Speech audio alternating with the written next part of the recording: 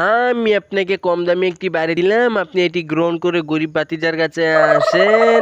আমি আপনাকে একটা দামি বাড়ি দিলাম, আপনি দামি বাড়িটি গ্রহণ করে বড়লোক বাতিদের কাছে আসেন। আমি আপনাকে কম দামে একটি বাইক দিলাম, আপনি এটি গ্রহণ করে গরিব বাতিজার কাছে আপনি আসেন। আমি আপনাকে একটা BMW গাড়ি দিলাম, আপনি এটি গ্রহণ করে বড়লোক বাতিজার কাছে আসেন। আমি আপনাকে সামান্য কিছু টাকা দিলাম, আপনি এই টাকাগুলো গ্রহণ করে গরিব বাতিজার কাছে আপনি আসেন।